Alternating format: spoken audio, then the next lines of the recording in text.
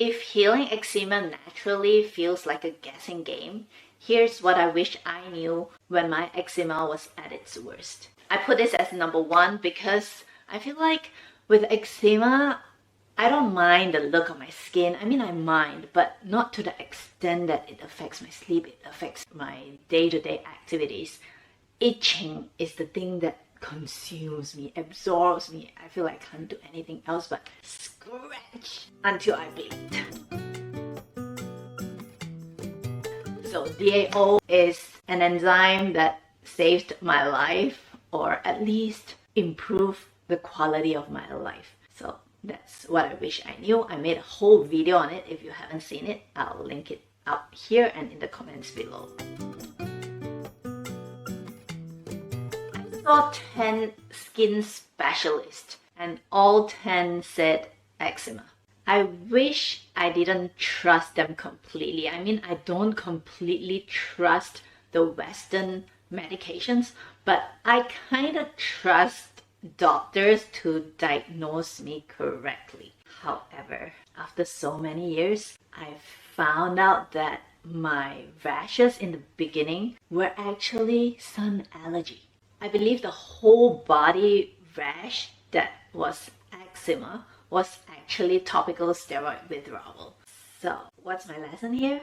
My lesson is you have to advocate for yourself, for your healing. You have to keep searching until you find healing. It's a long journey, but we can do this. For me, I'm getting to the root cause of it. I know now it's sun allergy. Yes, but why? Why do I have so many allergies? Like, some people live less healthy than me and they can process that. So I'm not saying there's something wrong with my body, but there is something my body is trying to communicate with me. And I'm getting to the root of it because when I reduce histamine, I have less issues, but they are still coming. Why? It must be that my body is so burdened that it cannot detox properly. But why? Recently, I did a heavy metal test and it shows that I have quite high heavy metals, but let's go into that another time. I was obsessed with bone broth because bone broth is gelatin, collagen, all good for your gut, good for your skin. Little did I know that bone broth can also flare me up. How? I was having a fever maybe 2 weeks ago. Usually when I have fever, I don't have appetite and I don't care. I don't eat. But I thought I should hydrate myself, so I had only bone broth for dinner. Like probably 2 big cups, and I went to bed. I woke up itching like crazy. I'm like, what's going on? I only had bone broth. It's supposed to be good for my gut and my skin.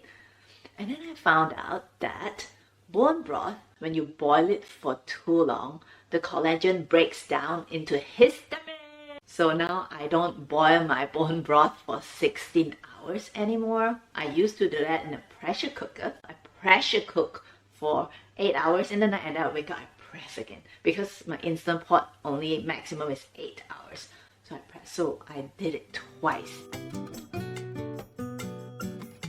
Healthy stuff may not always be healthy for us. Other things like fermented food, kimchi, garlic might irritate the gut lining, which might affect the skin. And chicken is high in polyunsaturated fats.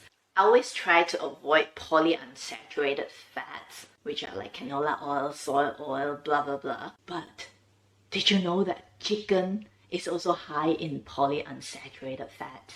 I didn't know that until recently. Nowadays, I stick to grass-fed beef, lamb, some fish, and organic chicken once in a while. And pork is also very high in polyunsaturated fat, so I eat that very, very, very occasionally. I love oranges and clementines, and I blame them for when I used to have rash over here. I notice when I eat a lot, I get a rash here, eczema. And then I realized that, how come sometimes I get it, sometimes I don't? And I realized that those times that I don't get it, they are organic oranges or clementines. And then I'm like, what's the difference? Maybe pesticides? So I checked the label. I mean, who checks label on fruits? But I did because I want to get to the root. So what is it? And I see there's difference. There's so many things in the non-organic ones and things like shellac to make it shinier. But those things can flare up eczema. So sometimes it's not your food, it's not your fruit, it's what's on them. So whenever possible, go organic or make sure to wash your fruit properly. Another new thing I learned, sugar actually never made me flare up. So sugar is not actually the culprit. I recently learned that sugar does not cause inflammation in itself. Inflammation is caused by blood sugar crashes. So it's not sugar, but how you eat sugar matters. Nowadays, I eat sugar like a fruit or something with some fats and protein because that helps balance blood sugar and prevents inflammation. Yes, I do have sugar once in a while, and that's fine. It's not a ticket to go eat sweets all day, but eat it along with protein and fat. So it's not so much about cutting out sugar, but how you eat your sugar. In this way, your body maintains blood sugar level, and that is how you keep inflammation at bay. It was a long journey for me to learn all these things the hard way. So I hope this video was helpful for you. If you are in the trial and error trying to heal naturally, keep going. You can do this. You'll find your trigger, and I will continue to share what I learned in hopes that it will help you too. So take care, and I'll see you soon. Bye.